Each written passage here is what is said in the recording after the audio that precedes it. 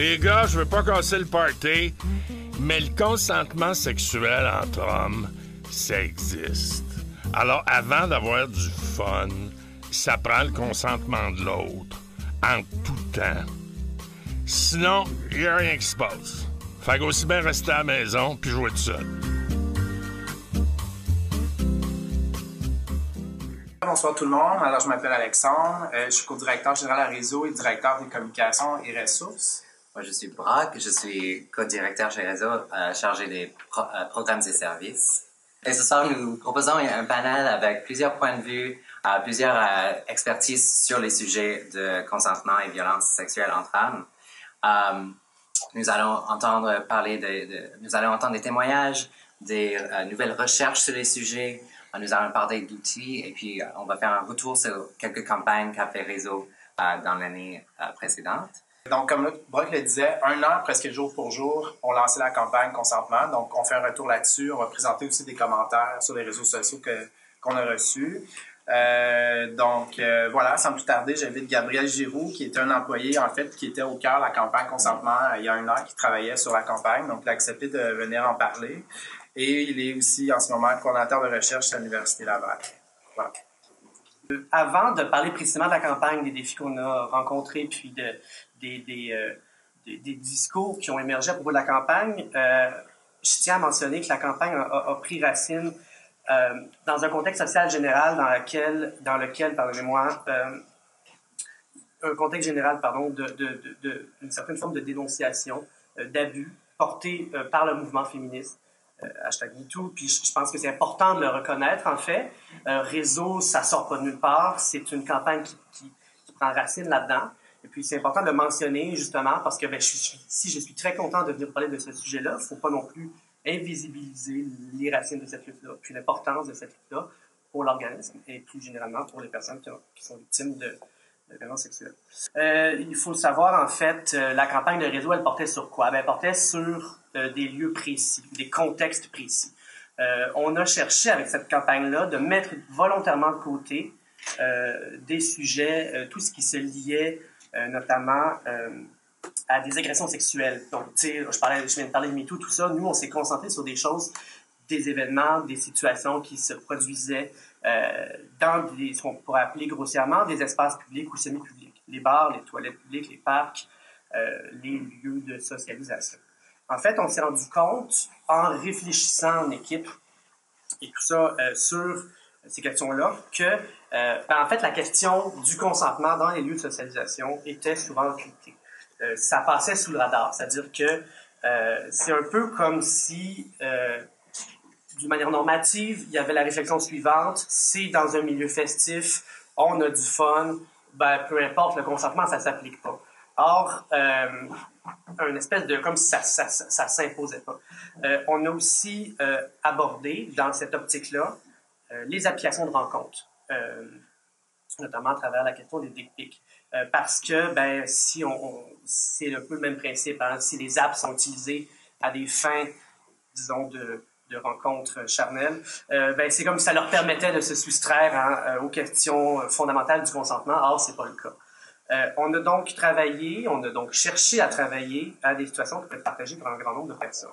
En fait, on a commencé par aller chercher tout plein de spécialistes, de groupes d'intervention terrain, de personnes qui se spécialisaient dans ces questions-là, en violence sexuelle ou questions de consentement,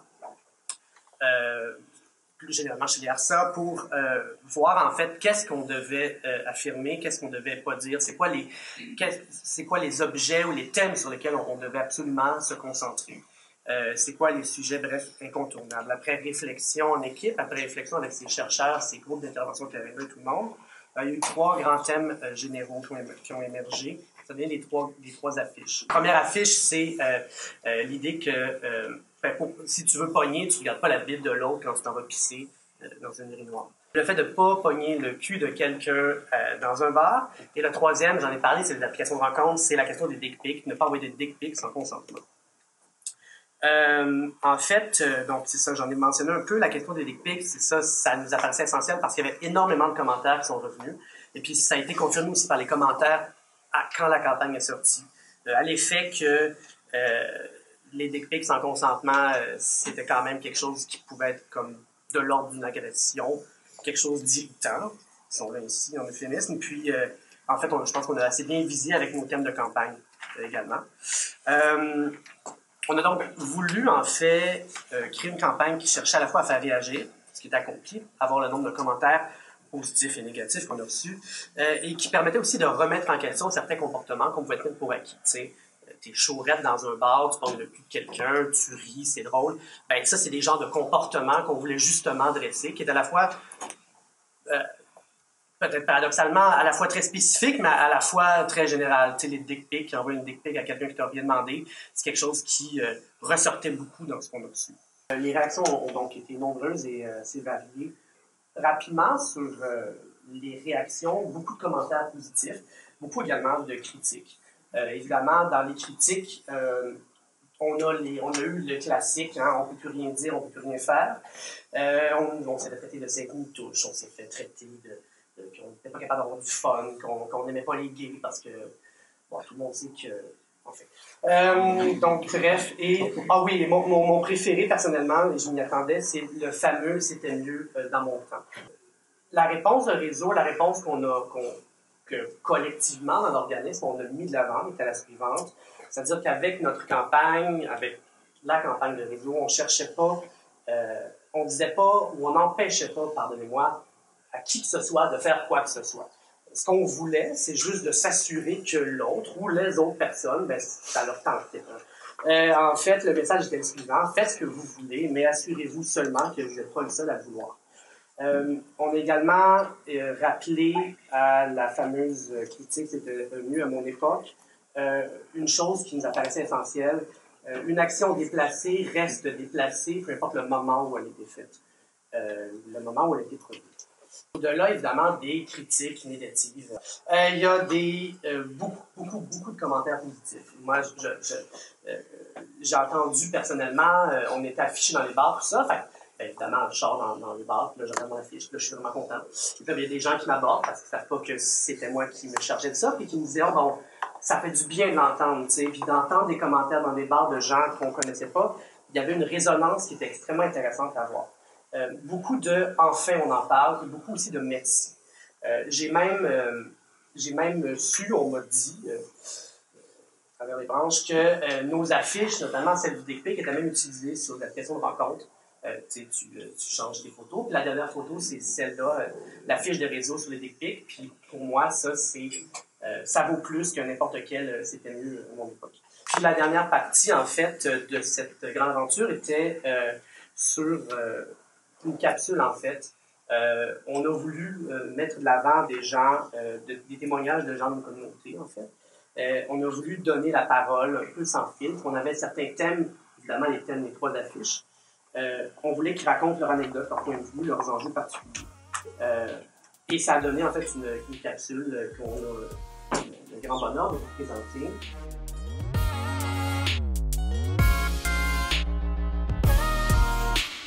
Mettons que tu rentres dans un bar puis tu les vois, là, ils sont à la chasse. T'sais, ils sont devant la porte d'entrée, puis ils regardent chaque personne qui rentre. Puis là, je suis genre, bon, OK. Mais ça dépend de l'heure aussi. Là, genre, pour vrai, là, si tu vas dans un bar, un club, à 2h30, là, tu sens que tout le monde est vraiment comme, OK, il y a une personne encore de la soirée, fait que là, ça devient plus touchy, ça devient plus sexy. Puis comme, c'est sûr que là, ça peut être plus pressant, genre, comme tu peux sentir comme un certain rush, une certaine presse à devoir comme trouver quelqu'un à avoir un match, ou genre frencher, ou comme grinder avec quelqu'un. On dirait que c'est comme...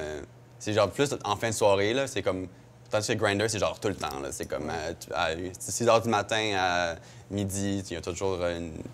Mais il y a aussi le fait que c'est tellement plus facile de chasser derrière un écran. Ben oui. Tu sais, comme les comportements qu'on reçoit, ou même des trucs que des gars nous disent sur Grindr, jamais qu'ils vont nous dire ça en vrai. Jamais, non. Jamais, parce qu'il y a comme... Là, tu sais, t'es en face de l'autre, puis comme t'es vraiment en contact avec lui, tandis que sur Grindr, c'est tellement facile, puis tu sais, on le voit même pas nécessairement sur Grindr, juste sur les réseaux sociaux, les commentaires, tout ça, c'est tellement plus facile d'écrire ça que de le dire en vrai, puis de le mettre en mots aussi. Ouais. Mais c'est sûr que dans un bar gay, on dirait qu'on se laisse plus aller, puis que c'est comme sous-entendu que il y a plus de cross qui se donnent entre gars, il y a plus de... Ah, mais 100%, il y en a plus. Puis c'est comme ça se peut que ça soit moins respectueux, quoi. C'est comme dans un bar gay, comme on dirait que tout le monde sait déjà que t'es gay ou queer ou ouvert d'esprit, fait comme il y a moins la retenue de genre, ah, est-ce que la personne est la même attirance que moi, ou est-ce que c'est-tu déplacé si je la touche, c'est-tu déplacé si je fais un mot sur elle, tandis que comme dans un bar gay, c'est sous-entendu que comme t'es ouvert à l'expérience, là, du moins. Mais tu sais, genre, moi, le fait que la personne s'approche, ça me dérange pas. C'est plus le fait que je te dis non une première fois puis tu réessayes pareil après. C'est plus ça qui me dérange. Ouais. Parce que, mettons, tu sais, moi, je vais comprendre le contexte où, exemple, je rentre dans le bar, t'es chaud, tu vas trouver cute, tu t'es essayé, t'as été maladroit, je peux comprendre. Mais si je t'ai dit non, puis si après tu persistes, là, ça me dérange. Ouais.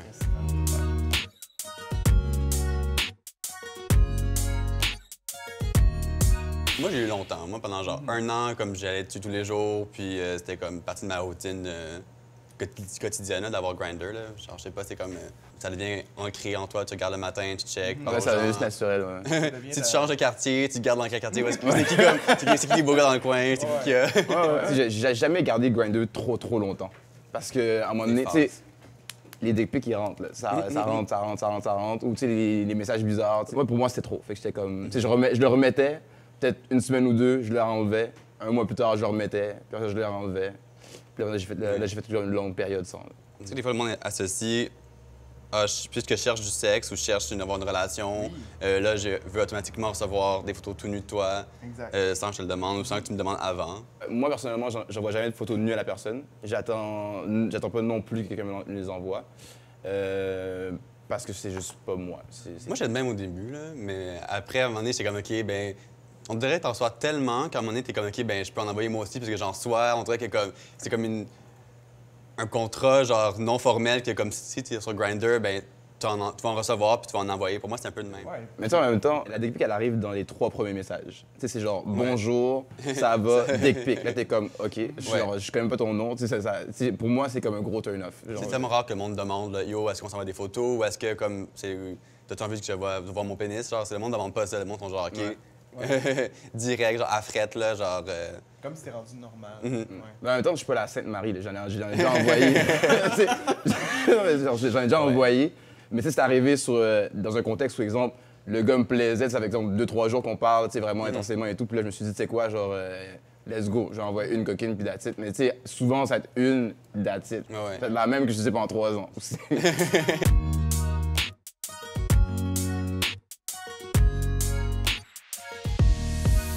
Malaisé des fois aller à l'urinoir parce que t'arrives, puis là, c'est plein de gars qui font rien, ils font juste checker, genre. Puis tu sais pas s'ils attendent un ami, s'ils vont attendre pour pisser ou une cabine, mais genre, c'est un peu prédateur, là. Fait que moi, souvent, quand il y a trop de monde au bar, je vais aller, genre, soit à l'extérieur ou dans une cabine. Là. Ah ouais? Mais moi, je suis quand même très à l'aise. Si je vais aux toilettes sans souci. Parce que je me gêne pas, tu sais, mettons, s'ils regardent, je suis genre, parce que regarde. Laisse-moi pisser en paix, là, mais je me gêne pas de le dire, mais je pense qu'on devrait pas être gêné non plus de le dire. Tu sais, mettons, regarde chez vous, puis laisse-moi pisser en paix. Non, mais moi aussi, je vais quand même, mais j'ai jamais eu le goût de le dire si je sentais qu'il me regardait. On dirait par peur de sa réaction ou par peur de... Mais genre, je me taisais, puis je continuais, puis comme... Tu focus sur ta piste, puis c'est comme, OK, je regarde pas, c'est bon. Genre, sors le plus vite possible, on s'en va d'ici, mais comme, il faudrait pas avoir ce réflexe-là, puis il faudrait justement le dénoncer, idéalement. Ouais, ben oui. Ben, il faut le dénoncer. Moi, je pense que la clé, c'est vraiment d'en parler. Tu le dis direct. Parce que si tu... Je pense que du moment où tu t'hésites un peu à le dire, lui, dans sa tête, il prend ça comme genre un way-in. Puis il fait, OK, vas-y, moi, genre, tu sais, il a rien dit. Je me permets, tant que... Tu sais, il dit rien. Je me permets. Et moi, je trouve ça très, très important. Moi, je le dis tout le temps. Je dis tout le temps, puis je me gêne pas. Parce que je me dis, du moment où je le ferai pas, là, pour moi, je suis pas autant coupable, mais presque. Parce que, tu sais, je me suis pas défendu non plus là-dessus. Même si c'est pas un truc normal, tu sais, je suis pas censé me défendre là-dessus, c'est pas censé arriver. Mais c'est la réalité des choses. Mais c'est clairement à cause de la porn aussi. Là. Il y a tellement de porn genre, qui commence genre, dans l'urinoir, quelqu'un regarde, après ça vire en scène de cul. Genre. Fait que c'est sûr que comme les gars, genre, ils internalisent ça, puis après ils sont comme, OK, ben la salle de bain, c'est un lieu comme adéquat pour faire ce genre de comportement. Ça, c'est comme dans une scène, genre, c'est comme des acteurs consentants, tandis que comme dans la vraie vie, genre, c'est comme, moi j'ai envie de pisser, pas envie de commencer un trip à 3, genre. Mais bon. Si j'ai un dernier message à passer, c'est que peu importe ce que tu as envie de dire ou de faire à l'autre, ben demande-y donc. Demande-moi donc d'un bar si tu as envie de m'embrasser. Hey, t'es-tu chill si je donne un câlin, si genre je t'embrasse? Juste pas insister. Je suis professeure à l'École de travail social et criminologie à l'Université Laval à Québec, donc ça me fait plaisir d'être ici ce soir. Donc, je vais vous présenter les résultats d'une recherche qui a commencé il y a 3 ans. Un petit peu dans le prolongement là, des travaux de réseau avec la campagne Vrai. Et cette recherche-là implique plusieurs organismes du milieu, entre autres Réseau, Interligne, et là, je les nommerai pas tous, mais bref, c'est vraiment une recherche qui a été ancrée dans les communautés. Comme le temps est relativement court, j'ai choisi de vous présenter certains résultats liés davantage à violences sexuelles et consentement, pour rester dans le thème. Mais je voudrais que vous gardiez en tête là, que c'est comme juste une petite partie des résultats. Gabrielle a présenté, puis bon, toute la campagne consentement dont on vient de parler était vraiment plus dans les espaces publics. Donc, nous, on se concentre vraiment plus dans les relations intimes et amoureuses. Rapidement, la recherche comptait 4 objectifs. Donc, on voulait identifier les formes de violence qui peuvent se vivre dans les relations entre hommes, voir certains facteurs de risque, certains facteurs de protection. C'est quoi les besoins des gars qui vivent de la violence? C'est quoi leur expérience aussi dans les services? Donc, c'est quoi les obstacles qu'ils rencontrent? Mais c'est quoi les bons coups aussi qui peuvent se vivre quand les hommes demandent de l'aide? Et le dernier objectif, c'est d'identifier des stratégies. Donc, comment adapter les pratiques. Donc, on est actuellement là, rendu à cet objectif-là, le dernier, comme on est à la fin de la recherche. Ma présentation d'aujourd'hui va se concentrer davantage sur le premier et le deuxième objectif de recherche. J'y vais rapidement avec la méthodologie, c'est souvent la partie moins stimulante des présentations, donc je fais ça vite. En fait, qu'est-ce qu'on a fait? On a rencontré 23 personnes qui s'identifiaient comme hommes et qui nous ont dit qu'ils avaient vécu de la violence dans le cadre d'une relation intime et amoureuse avec un autre homme. Quand je dis avoir vécu, soit qu'ils ont été victimes ou soit qu'eux, ils ont exercé de la violence, on ne faisait pas de différence entre les deux. Ce n'était pas un critère. Pour nous, c'était juste d'avoir vécu de la violence. Ces gars-là ont été recrutés dans différentes régions de la province. Donc, des gars de Montréal, de Québec, Montérégie, Outaouais, Bas-Saint-Laurent, Mauricie. Voilà. Qu'est-ce que je peux vous dire d'autre? Ils ont été recrutés par différents moyens, donc dans les organismes, sur Kijiji, sur Facebook, donc vraiment une diversité de recrutement. Une bonne différence d'âge également, si vous me donnez 30 secondes, je vais vous donner ça. Donc, moyenne d'âge de 43 ans, notre plus jeune avait 26 ans, notre plus vieux 72 ans, donc quand même, là, on couvrait un large spectre. Et également, ce qu'on a fait, donc on a rencontré ces gars-là, dans des entrevues qui duraient à peu près 1h30, 2 heures, qu'on leur demandait vraiment librement, ben, parle-moi de qu'est-ce que tu as vécu, comment ça s'est passé, si tu as demandé de l'aide, ça a été quoi ton expérience, c'est quoi tes besoins, etc. Ensuite, on a présenté les résultats préliminaires de ces entrevues-là à des intervenants. On a fait 2 groupes de discussion avec 14 intervenants. Des intervenants en diversité sexuelle, en violence conjugale, en aide aux victimes d'actes criminels, des services policiers. Donc, vraiment, des intervenants également d'une diversité de services. Donc, comme je vous disais, je vais me concentrer sur violence sexuelle et particulièrement sur un facteur de risque, si on veut, qui a émergé dans la recherche. C'est toute la question des ententes d'exclusivité ou de non-exclusivité sexuelle ou amoureuse. Donc, ça, c'est vraiment un résultat qui est ressorti et je vais vous présenter différents cas de figure. Donc, à propos de la violence sexuelle, donc, C'est la deuxième forme de violence la plus importante que les gars nous ont parlé. Donc, il y a 17 hommes sur 23 qui nous ont dit avoir été victimes de violences sexuelles. La première forme étant la violence psychologique. Donc, c'est quand même une violence qui est importante. Également, la violence sexuelle est rarement isolée. Généralement, quand les gars nous parlaient de situations de violence sexuelle qu'ils ont vécues, il y avait de la violence psychologique souvent, sinon il y avait de la violence physique, il y avait de la violence économique. Donc, c'était rare qu'il y avait juste de la violence sexuelle. Souvent, quand on parle de violence sexuelle, puis Gabrielle l'énonçait tantôt, on va penser à agression sexuelle. C'est comme l'image sociale. Mais il y a une diversité des manifestations. Donc, effectivement, on a eu des situations d'agression sexuelle, donc dans le contexte d'une relation intime et amoureuse. Mais on a eu des situations où un partenaire contrôlait les pratiques sexuelles dans la relation, des fausses accusations qu'un trompe l'autre, de la surveillance entourant l'exclusivité, des pressions indues, donc insister, un peu comme le dernier, là, le dernier témoignage finissait là-dessus. Si j'ai dit non, insiste pas. Donc, on a eu beaucoup de situations où un partenaire insistait, faisait beaucoup de pression, soit pour avoir des rapports sexuels ou pour avoir certaines pratiques que l'autre ne souhaitait pas.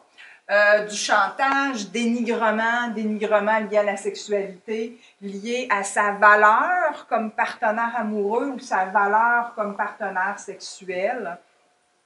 Privation de relations sexuelles, donc comme façon de faire chanter l'autre ou de punir l'autre.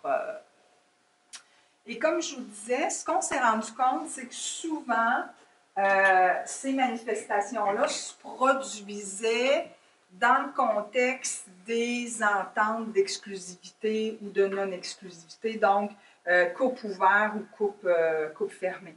Et là, on a vraiment différents cas de figure.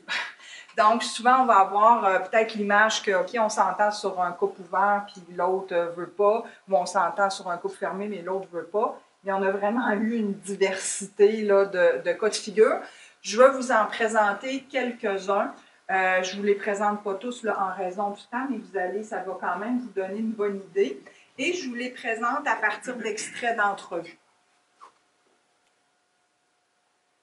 Donc, ici, on a un exemple d'une entente qui n'a pas été pleinement consentie. Donc, où les deux partenaires ont négocié, peut-être que le mot n'est pas bon, mais où se sont entendus, dans ce cas-ci, pour avoir un couple ouvert. Donc, Pierrot, 43 ans, nous dit au début de la relation, il m'avait avoué que lui préférait vraiment avoir un couple ouvert. Parce qu'il y avait une forte libido. Puis moi, je ne savais pas trop quoi penser de ça, parce que je viens d'une famille traditionnelle, je crois à la fidélité. En même temps, dans un couple gay, je ne savais pas trop à quoi m'attendre nécessairement. Puis comme je voulais apprendre à connaître l'autre, ben j'ai accepté, puis c'est comme ça que ça a commencé. Donc, ce qu'on voit dans cet extrait-là, c'est « Je ne savais pas que je pouvais faire.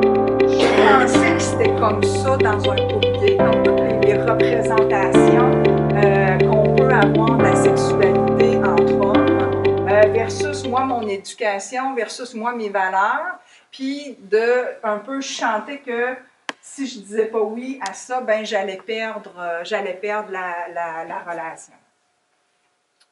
Autre extrait, ici encore une entente non pleinement consensuelle, mais de l'autre côté. Donc, on était un couple fermé, puis c'était l'exclusivité. Mais moi, je n'étais pas satisfait. Je respectais ça pour lui, mais en même temps, vu que je n'étais pas satisfait, j'avais besoin de combler un besoin.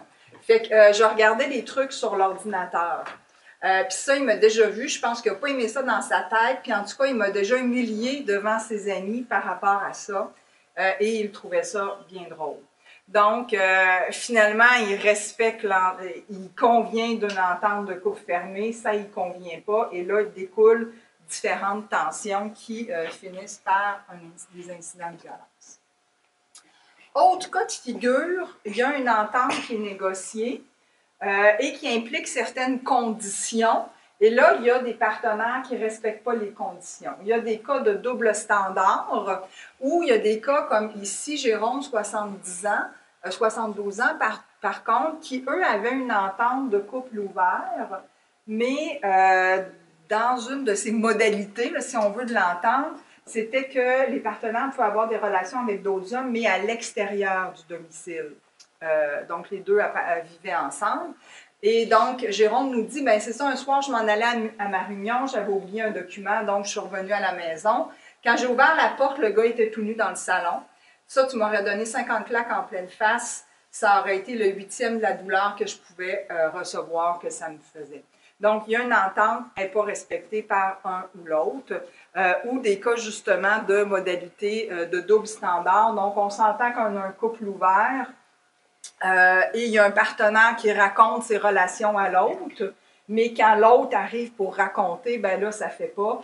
Et là, il s'ensuit de la violence verbale, par exemple. Des conséquences. Donc, déjà, le dernier extrait de Jérôme nous montrait 50 claques d'en face, ça aurait été le 8e de la douleur. Donc, beaucoup de conséquences psychologiques liées à les violences sexuelles. Donc là, je sors juste de la question des ententes, mais je reviens là plus globalement. Une dépréciation de soi. Donc, justement, tout le dénigrement lié à sa valeur comme partenaire sexuel. Donc, une remise en question de soi. Des conséquences physiques, quand je vous parlais du non-respect des modalités de l'entente. Donc, parfois, quand il y a un couple ouvert, on s'entend de se protéger et un des deux partenaires ne se protège pas. Donc, ici, c'est le cas de Kevin qui dit « il m'a donné la gonorrhée 2 fois ». Et des implications sur la vie sexuelle et amoureuse.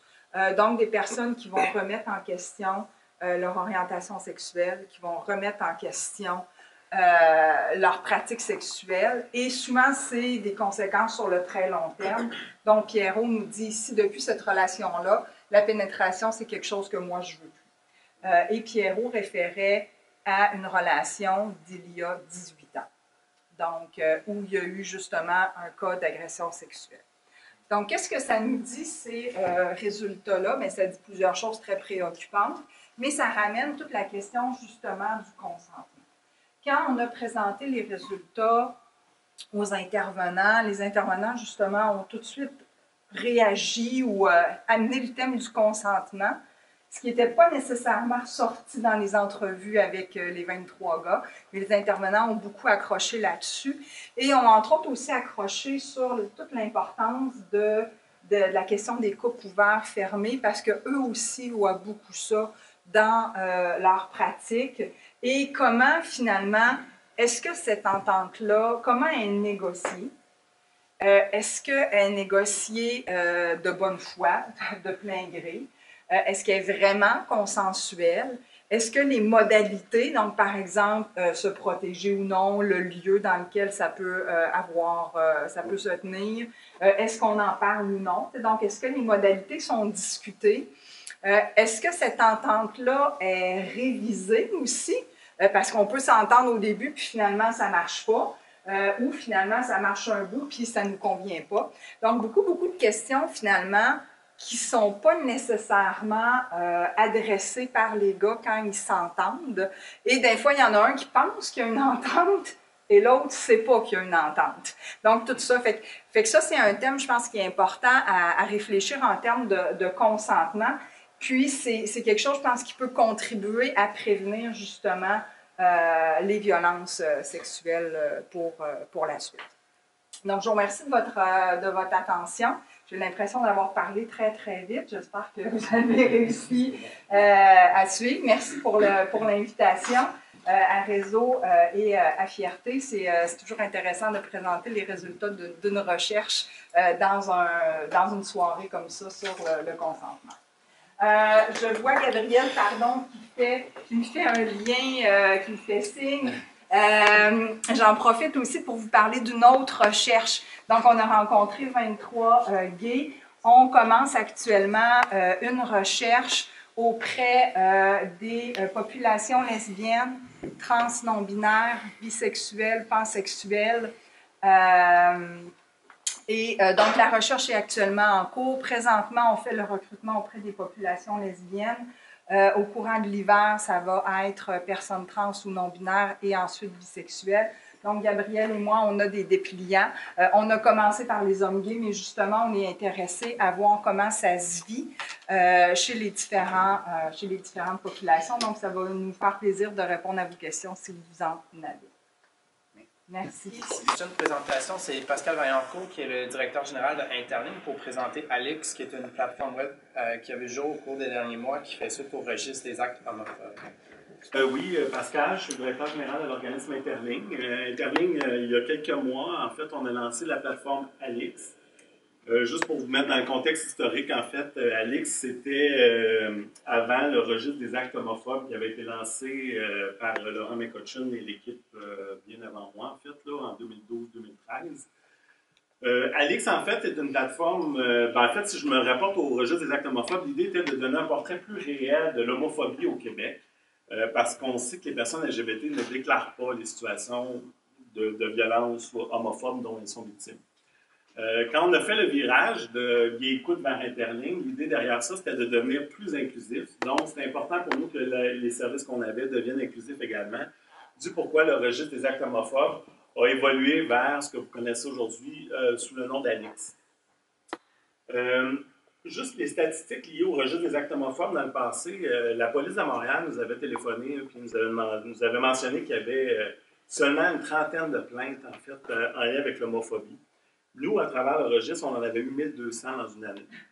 Alors, de ces 1200 plaintes-là, il y en avait 43 % qui étaient à caractère criminel et il y en avait 17 % qui étaient à caractère violence physique. Donc, on se disait que c'était quand même pertinent, finalement, un service comme ça où les gens peuvent aller recenser ou déclarer les violences dont ils étaient victimes. C'est pour ça qu'on a décidé de ramener Alix. Pourquoi Alix? Alix, c'est un prénom non-genré, en fait. L'idée pour nous, c'était d'humaniser une plateforme qui peut-être peut avoir l'air un peu froide parce qu'on parle de recensement. Donc, on a voulu lui donner un nom, en fait, puis un volet de soutien derrière, que je vais vous expliquer dans quelques petites secondes, dans le fond. Mais globalement, Alix, c'est la version, dans le fond, 2.0 du registre. Qui s'intéresse à l'ensemble des réalités LGBTQ+, donc pas seulement aux hommes gays ou aux femmes lesbiennes comme le registre des actes homophobes le faisait, mais également aux réalités de transphobie, aux réalités aussi des violences intra-communautés, entre nos communautés, donc les personnes trans qui pourraient vivre, exemple, de la transphobie de la part de femmes lesbiennes ou d'hommes gays, bien, le registre avant ne permettait pas ça, maintenant on s'y intéresse. Ça s'intéresse également à l'ensemble des violences. Donc, oui, l'homophobie, la transphobie, mais les violences conjugales, les violences sexuelles, les violences institutionnelles, les violences, la cyberviolence, l'ensemble des violences, finalement. Et l'idée derrière ça était de ne pas invisibiliser ce qui est déjà pas très visible pour nous, en fait. Nous, on le sait, mais c'est souvent... palpable, on le sait parce qu'on entend des témoignages dans nos communautés, mais quand c'est le temps d'avoir des données probantes, il n'y en a pas beaucoup parce que les gens ne les déclarent pas. Donc, le contexte derrière Alix, c'était vraiment d'en arriver il y a trois principaux objectifs qui sont en fait recenser, soutenir et agir. Quand on parle de recenser, on ne parle pas de dénoncer. On parle que les gens puissent aller sur la plateforme, déclarer de façon anonyme et confidentielle un acte de violence dans l'intimité de leur foyer. Là. Et l'idée derrière ça, c'est pas de mettre une pression sur les victimes pour dénoncer. Parce que des fois, le lien de confiance avec les institutions, il n'est pas là pour différentes raisons qu'on connaît bien. Alors, nous, tout ce qu'on veut, c'est que les gens se sentent à l'aise de déclarer pour pouvoir dresser un portrait de ces situations-là. À travers le soutenir, en fait, c'est la ligne d'écoute 24 heures d'Interlink, qui est notre service phare, qui est là depuis bientôt 40 ans, en mars prochain. Moi, je vais avoir un vertige en 10 ans. Dans le fond, l'idée derrière ça, c'est que le service est toujours là, dans le fond, pour accompagner les victimes à travers une déclaration, exemple, s'il y aurait un sentiment un trigger ou quelque chose qui se passe, ben, le service est toujours là 24/7. Normalement, vous allez voir éventuellement une boîte de clavardage apparaître sur Alix qui va être un lien direct avec notre équipe d'intervention. Elle était là, mais on a retravaillé le site dernièrement, il faut la ramener. Il y a également dans le volet soutien, Alix, c'est un endroit où on veut consolider des ressources sécuritaires, donc des ressources qu'on a vérifiées, qu'on a pris le temps d'appeler, qu'on a vérifié à quel point sont à l'aise avec les réalités LGBTQ+. Puis ça, c'est quand même un gros travail, là, parce que quand on a sorti Alix, tout le monde voulait avoir son nom sur Alix. Là, nous, il a fallu dire non. Parce qu'il y a des gens qui voulaient leur nom, qui voulaient avoir leurs ressources sur Alix, mais qui n'avaient aucun employé LGBT dans leur organisation, puis qui n'avaient pas le vocabulaire, le lexique, ou juste la compréhension des réalités. Donc, on a mis en place différentes façons de vérifier ces ressources-là, mais sur Alix, vous allez trouver des ressources qui sont vérifiées. Donc, si vous voyez, exemple, un calax, je sais que dans les communautés trans, souvent les calax, c'est des endroits associés à de la violence, mais pas tout le temps. Il y a des calax à travers le Québec qui ont fait leur devoir, qui ont développé finalement différentes façons, différents outils pour intervenir adéquatement au sein de leur organisme. Mais ça, on les a vérifiés puis on les a mis. Alors, c'est ça. Fait que ça, c'est le volet soutien, en fait. Puis le volet agir, en fait, c'est qu'avec, évidemment, le fait que les gens vont déclarer les violences, ça va nous permettre de récolter des données qui vont nous donner plus d'informations sur les situations vécues, mais aussi le volet ressources. Parce que, est-ce que les gens ont été vers des ressources? Est-ce qu'ils ont été bien accueillis dans les ressources? Est-ce que c'est des ressources qui ont eu un impact positif ou un impact négatif dans leur vie? Fait que nous, on a ces données-là. L'idée n'est pas de taguer des ressources et de leur dire « vous ne faites pas votre travail ». C'est pour rendre les choses visibles. C'est important pour nous qu'une fois que les violences étaient déclarées, qu'il y ait une cartographie. On voulait que ça soit visuel. Maintenant, évidemment, c'est pas précis. Une personne à Montréal déclare une violence dans le quartier Saint-Michel, exemple, vous ne le verrez pas. Vous ne verrez pas que c'est dans le quartier Saint-Michel. Vous allez voir sur l'île de Montréal, il y a une pastille dans le fond qui apparaît. En haut, vous avez les formes de violence qu'elle représente, avec les petits ronds de couleur, là. Puis, je pourrais l'agrandir davantage si je voulais voir plus à Montréal qu'est-ce qu'il y a eu. L'idée derrière ça, c'était vraiment d'un peu briser l'isolement, de dire aux gens, vous n'êtes pas tout seul qui en vit de la violence. Ça arrive à plusieurs personnes. Puis, essayer de dire aux gens qui sont, dans le fond, de déclarer ça sert à quelque chose parce qu'il y a d'autres personnes qui en vivent puis ils ne sont pas seuls. Alors, globalement, c'était ça. On a eu quand même le souci quand on a développé ça. Dans le fond, la cartographie, Alix est disponible à travers le monde à l'heure actuelle. Là, ça a l'air full big, là, mais quelqu'un en France ou en Belgique ont déjà déclaré des violences dans le formulaire. Évidemment, on n'a pas fait de campagne de communication dans ces pays-là ou dans d'autres pays à l'heure actuelle. On se concentre sur le Québec. Et en ce moment, seules les victimes peuvent déclarer. Mais éventuellement, il y aura un bouton témoin. Parce qu'on le sait que les victimes déclarent moins. Puis quand on avait le registre des actes homophobes, on avait aussi le bouton témoin. Et il y avait énormément de déclarations qui rentraient par là. On n'a juste pas fini de le faire. Puis on s'interrogeait aussi à l'idée qu'éventuellement, il y a un bouton jeunesse pour que ça soit moins... puis faire quelque chose de peut-être plus jeune, finalement, plus dynamique. Puis on le sait, là, la plateforme, ça peut donner peut-être un petit look universitaire et recherche et tout ça. Mais l'idée, c'était quand même que quand les gens allaient déclarer le formulaire, on a essayé que ça soit le plus accessible possible. Donc, quand les personnes ont, exemple, on parle de violence économique, bien, dans le formulaire, on l'explique, la violence économique, puis on l'explique avec des actions qui sont quand même un peu vulgarisées, dans le fond, dans l'idée que ça soit accessible le plus largement possible. Mais c'est sûr qu'il y a encore des choses, là, qui est lancé depuis quelques mois, puis on va s'adapter parce que les gens peuvent commenter notre formulaire, les gens peuvent amener leur opinion, puis nous, après un an, on va réadapter la plateforme pour qu'elle soit encore plus... qu'elle réponde mieux aux besoins. Puis j'en arrive à la fin. En fait, globalement, il y a une section ressources où vous allez pouvoir voir les initiatives qui ont été faites. Notre intention avec Alix, c'est de rassembler les différents partenaires. Parce que là, on le sait, là, la violence sexuelle, la violence conjugale, la violence en général, c'est une thématique à la mode dans les demandes de financement en ce moment. J'aime pas ça dire ça, mais je veux dire, c'est comme ça qu'on le voit. Tous les gouvernements en ce moment mettent cette thématique-là.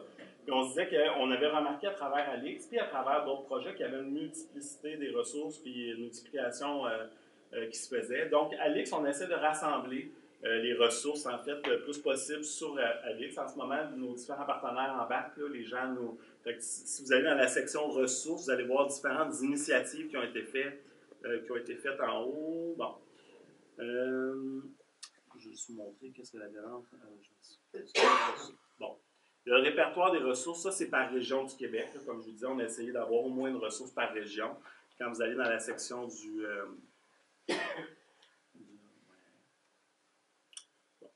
Vous avez le partout au Québec, évidemment, comme exemple, une ligne d'écoute. Mais vous pouvez après ça aller cliquer sur une région, puis les ressources suivent ensuite par région. Et comme je vous disais, il y avait la multiplicité des initiatives. Donc, on a essayé de rassembler plusieurs initiatives dans les outils. Donc, là, vous avez différentes thématiques. Mais exemple, matériel de sensibilisation, si vous allez cliquer là-dessus, vous allez voir différentes campagnes, différents matériels qui existent. Donc, exemple, la campagne de consentement de réseau, ça pourrait être quelque chose qui soit ajouté éventuellement à Lex plutôt. Et bref, l'idée étant de mettre tout ça à la même place pour éviter qu'il y ait une multiplication des sites web et des trucs pour la vie. On arrive à un volet témoignage. Je vais inviter Dani Godbout et David Thompson de nous rejoindre à l'avant.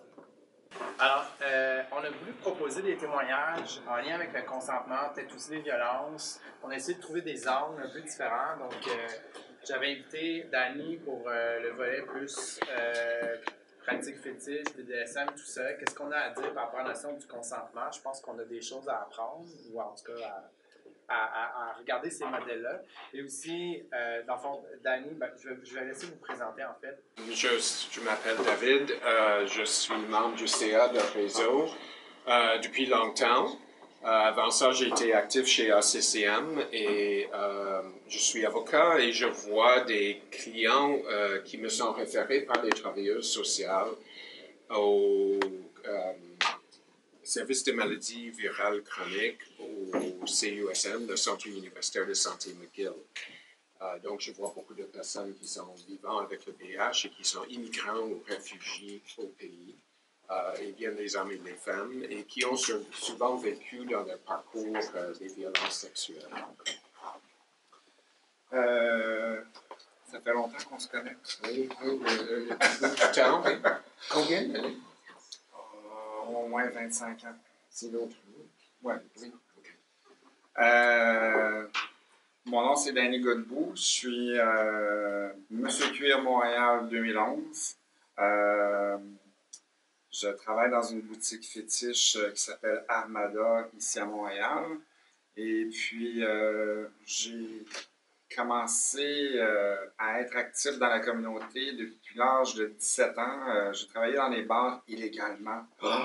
J'avais 17 ans, je lavais des verres dans un bar qui s'appelait le Baccarat à l'époque. Oh, je me souviens. J'étais probablement un client.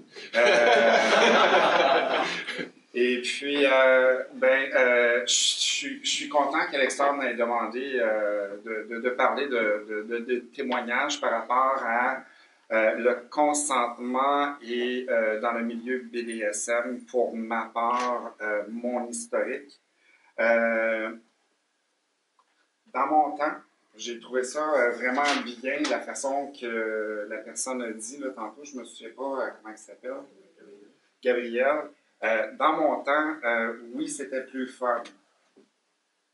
Mais ce qu'il faut et ce que j'enseigne à tous les jours quand je travaille, quand les gens viennent et j'entends cette réplique-là.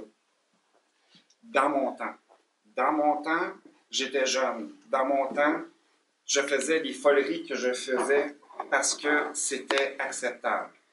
Aujourd'hui, j'ai des amis qui sont plus jeunes et eux, ils disent et ils font ce qu'ils ont à faire et c'est ça que eux autres trouvent le fun.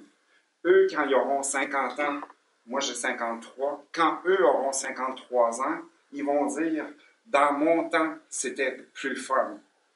Parce que eux, ils ont connu cette activité de plaisir et de consentement et de peu importe ce qu'ils auront vécu, eux aussi, à leur tour, pourront dire « dans mon temps ». J'ai entendu vos propos, vos analyses et tout. La même chose avec Gabriel, avec tous les panélistes qui sont montés sur la scène ici pour discuter. Et il y a des choses qui me reviennent et qui me chicotent un peu parce que je suis quand même pas un jeune. Mais il y a une affaire qui a été comme oubliée dans ce que vous dites, c'est que on fait beaucoup de recherches, on fait beaucoup de prévention, mais par exemple, on oublie d'éduquer les gens qui sont plus vieux. Dans mon temps. Je vais vous donner un exemple très proche de chez moi. Ma mère, elle a 75 ans. Moi, je conduis la voiture et on sort à toutes les 2 semaines et on s'amuse. On fait nos tournées, on va chez Walmart, on fait nos affaires. Et dans son temps, c'était normal de dire des choses qu'aujourd'hui, ça nous graffine les oreilles, nos oreilles veulent saigner. Et en tant que son garçon, je lui enseigne que c'est pas correct de dire des mots qui sont pas corrects. Puis, elle dit, ben voyons, j'ai toujours dit ça. Mais maman, tu peux pas dire ça. Puis là, pourquoi? Ben là, c'est à moi, c'est mon devoir de y expliquer. Alors, je vais lancer à tous les organismes LGBTQ+, de penser à cette génération-là, la mienne, celle d'avant, qu'eux aussi ont besoin d'éducation par rapport à c'est quoi le consentement. Dans mon temps, c'était correct. Ça ne veut pas dire que c'était correct, c'était toléré. Alors, la tolérance, elle a changé au fil des années et maintenant, on est dans une période de temps où on est très averti, on est très ouvert, on est très alerte par rapport à tout ce que nos droits nous donnent. Et on est très... ce que les gens oublient aussi, c'est que notre génération, on était des pionniers à courir dans les rues pour nos droits, pour être gay, pour être lesbienne, pour être queer. On a pavé beaucoup de chemins par rapport à ce qu'on a aujourd'hui et je trouve que parfois on oublie ça. Je suis un homme de 53 ans, je suis gay, je suis queer, même si je ne m'identifie pas comme queer, mais j'ai cette mentalité-là. Je suis une drag queen, je suis un gars de cuir. Le consentement par rapport... Là, je prends beaucoup de temps, mais c'est comme une petite crotte sur le cœur. C'est une crotte sur le cœur, mais en même temps, c'est une éducation. Je pratique le BDSM depuis plusieurs années et dans la façon dont on pratique, c'est différent pour tout le monde. Il y a des ateliers sur tous les sujets. Sur tous les sujets. Moi, ma spécialité dans le milieu BDSM, c'est la percussion. Donc, moi, j'aime utiliser des martinets, j'aime jouer avec la percussion, jouer avec de l'impact. Avant même de jouer avec quelqu'un, et j'appelle ça un jeu, parce que avant d'entretenir un acte, il y a un dialogue qui se fait avant. Et dans mon cas, à cause de qui je suis une personne qui a dessiné un peu mon parcours par le respect. Donc, quand je me présente dans un donjon, les gens savent déjà qui je suis. Et il y en a des petits nouveaux qui vont venir vers moi et qui vont me demander « Monsieur, est-ce que vous pouvez me flageller? » Parce qu'ils ont confiance en moi. Alors moi, je prends le rôle d'éducateur, je prends le rôle de mentor et je vais leur donner mon expérience, mon expertise. Et la façon que ça se fait d'une façon très conviviale et on donne des instructions. On rassure les gens. Pendant qu'on est en train de faire le jeu, c'est toujours la personne qui est en train de se faire l'acte d'impact, ou peu importe, là, je parle d'impact parce que c'est un des sports que moi j'aime faire. Mais il y a des ateliers sur tout. Il y a des ateliers sur l'impact. Il y a des ateliers sur la cire, la momification, le CBT, qui est le cock and ball torture. C'est tous des actes qu'après ma barre, oui, ça prend un consentement. Est-ce qu'il y a des expériences, comme dans la vie de tous les jours, dans notre quotidien, des fois ça tourne mal? Oui. J'entends des histoires d'horreur à tour de bras, à cause de l'emploi que j'ai. Je fais beaucoup d'éducation sexuelle et j'ai aucune formation. Je démystifie beaucoup la sexualité parce que les gens sont encore renfermés. J'aimerais ça que les gens puissent apprendre c'est quoi la sexualité, puis même des gens proches de nous qu'on pense qu'ils ont une ouverture d'esprit, ils ont certaines restrictions parce qu'ils ont leur vision de la sexualité. Même moi, j'ai quand même une ouverture, j'ai un éventail d'ouverture d'esprit par rapport à plein de choses, mais j'ai encore beaucoup à apprendre. Et puis, je vais dire, les jeunes, les millennials, m'apprennent beaucoup présentement dans ma vie quand que je vais au donjon une fois par mois, et c'est la nouvelle génération, les poppies. Les poppies m'apprennent énormément. Les poppies, c'est un nouveau... c'est pas un nouveau, ça fait quand même... Ça a toujours existé, mais c'est très prédominant présentement parce que c'est plus ouvert. On les voit plus et ils aident beaucoup le dialogue. Oui? Ah. Je prends fort. Hein? On va laisser David continuer parce que je peux parler longtemps. Alex, tu commences là. Oui? OK. Désolé. Non. Quoi dire? OK, le consentement. J'ai 60 ans, alors évidemment, je représente une génération qui est beaucoup plus vieille.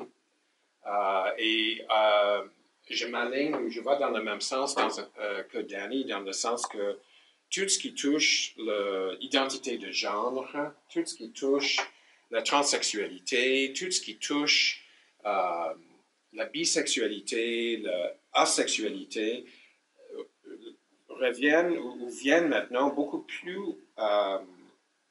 au premier plan que quand j'étais jeune.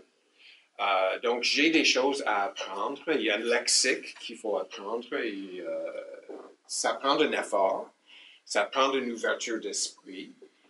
Ça dérange notre monde où nous nous sommes classifiés selon des identités bien construites autour de l'orientation sexuelle.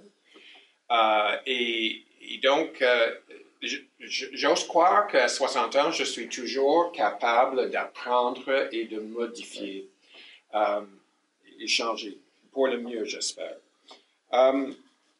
Je dirais, dans ma vie, très rapidement,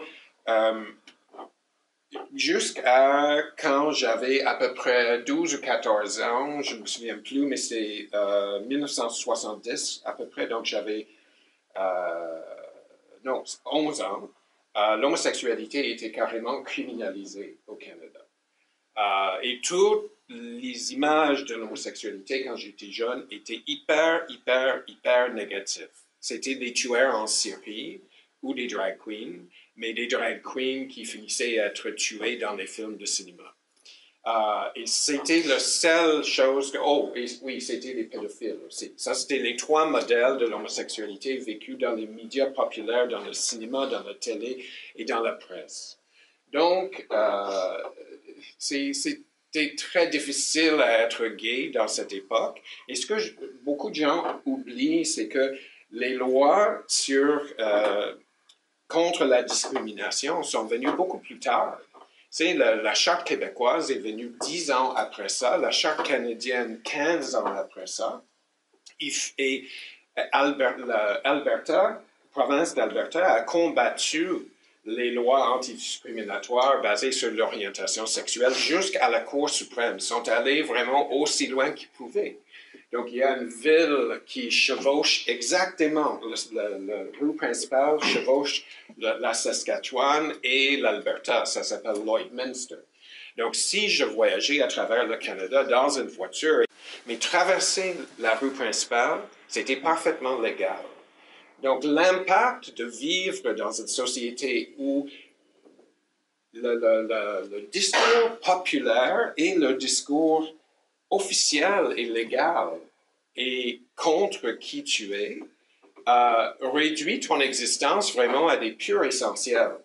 Et pour nous et ma génération, les purs essentiels, c'était de trouver des endroits sécuritaires où on pouvait vivre notre sexualité et vraiment exploser en termes de pleine sexualité. Et aussi, à cette époque-là, de 80 jusqu'à, disons 82, 83 jusqu'en 95, c'était l'époque du sida et les gens mouraient.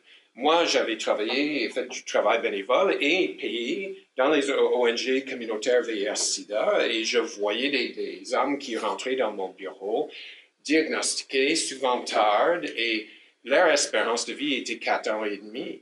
Donc, on planifiait, dès la première rencontre presque, on planifiait comment allez-vous vivre les 4,5 dernières années de ta vie. Il n'y a pas d'espoir.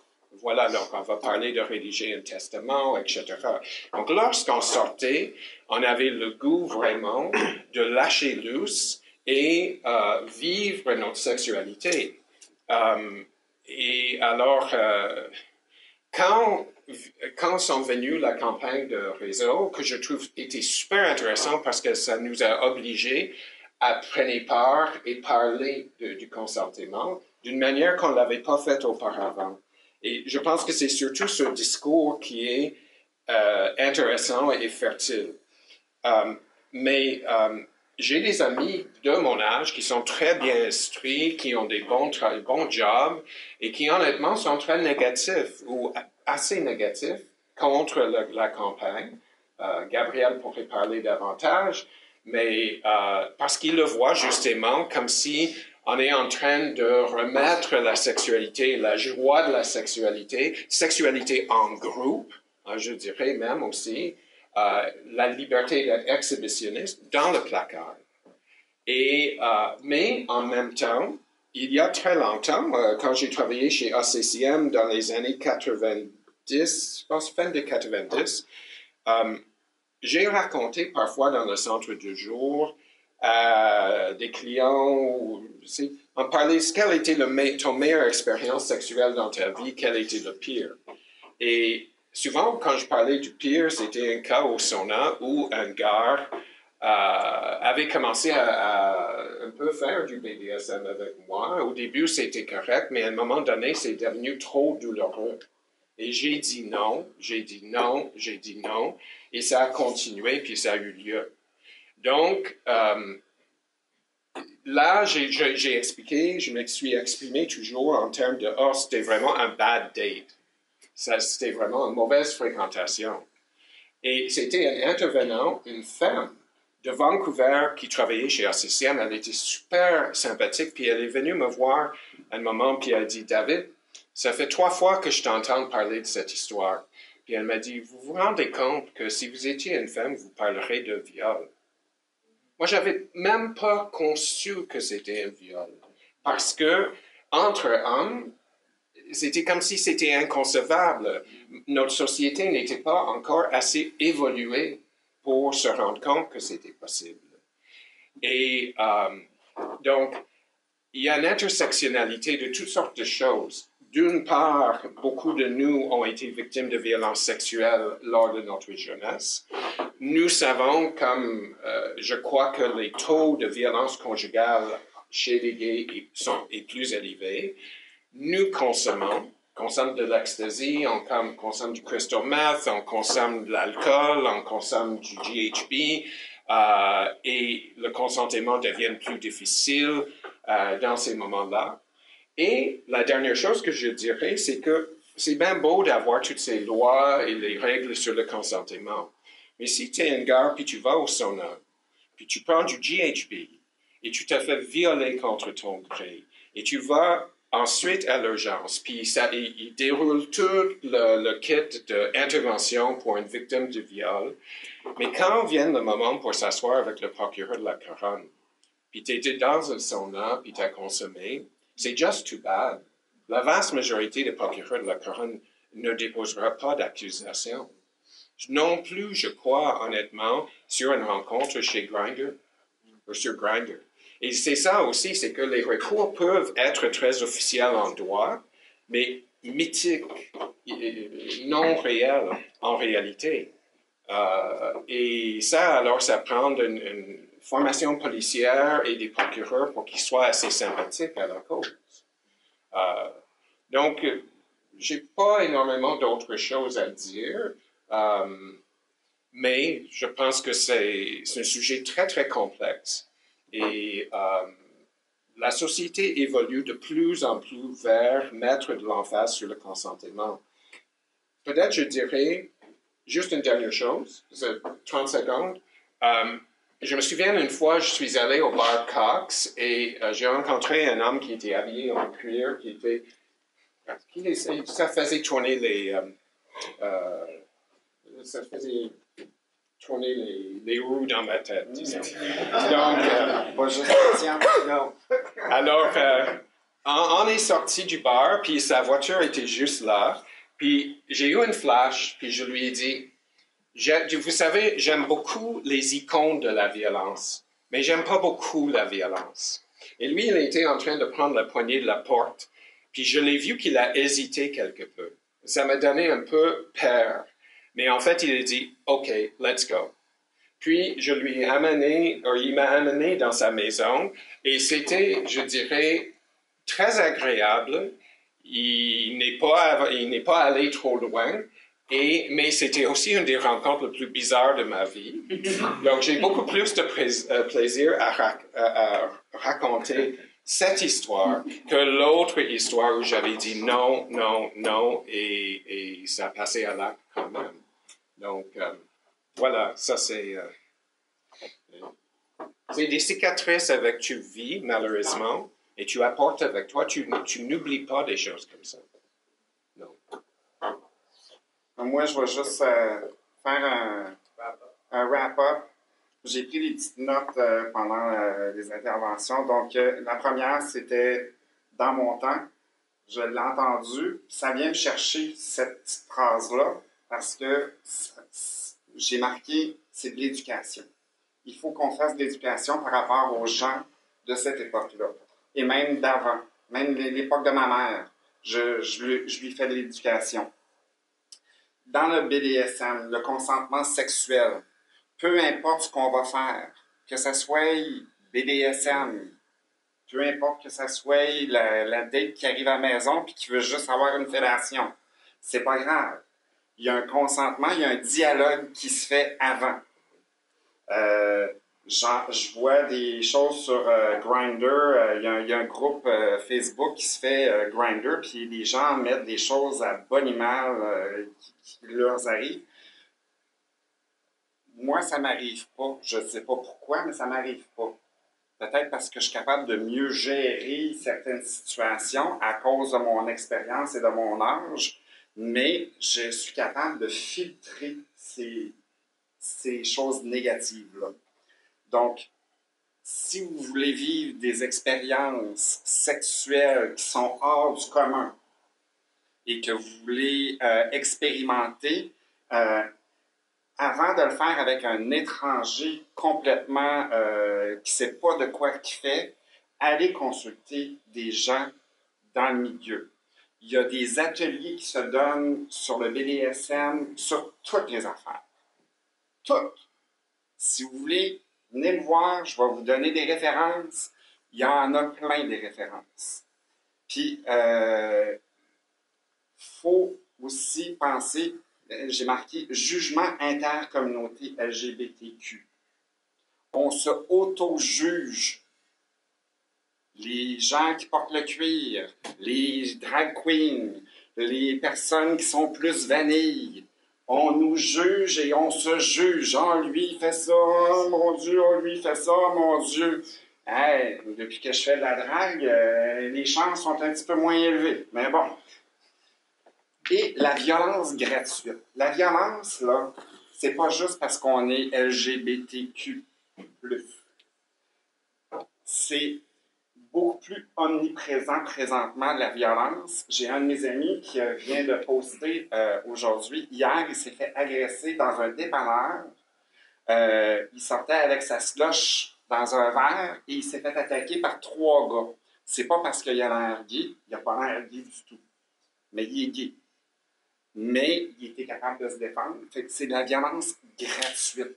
Ça arrive encore aujourd'hui, ça arrivera toujours. Ce qu'il faut faire, c'est l'éducation. Et voilà. Quand on recule de quelques années avec le MeToo, l'intergénérationnel est arrivé aussi. Hein? C'est social avec tout ce que je pense que David et Denis ont très bien expliqué. C'est un contexte qui fait référence à un passé, à une éducation connue, tout ça. Donc, on le sait très bien que quand on parle de consentement entre hommes, on va arriver à un moment donné à cette opposition-là, mais c'est pas ce que Réseau veut faire, c'est pas ce que Réseau a fait et souhaite faire, c'est juste d'amener la réflexion là-dessus. Puis si 2 personnes se touchent et que c'est consenti, on ne s'adresse plus à ces personnes-là. On parle aux personnes qui font des choses sans se poser de questions. Puis dans la campagne, Gabriel a mentionné ici, je pense, on s'est beaucoup posé la question, la campagne consentement, quel est le ton qu'on veut avoir? Mais c'était clair, on ne veut pas s'adresser à des agresseurs, à des agressés, on veut s'adresser aux deux, pour que tout le monde se sente interpellé, peu importe, parce que je ne vais pas poser la question comme nous le demandé à Catherine Perrin jadis, mais nous avons tous probablement vécu des situations où on a agressé, où on a été agressé. Je parle de micro-situations dans les bars, dans les moments festifs. Je pense qu'il faut le dire. Chacun après peut y penser en s'en allant, mais c'est notre passé, mais où on s'en va avec ça. C'est ce qu'on voulait créer comme réflexion avec ces 2 campagnes et pas opposer des générations parce que il y a un pont à faire, puis on en parle souvent, de créer un pont entre les générations LGBT d'avant et de maintenant et de plus tard, tant sur le consentement ou autre chose. Donc, c'est un peu ce qui était sorti à l'entrevue aujourd'hui, parce qu'on est revenu encore sur cette opposition générationnelle. Donc, c'est la fin.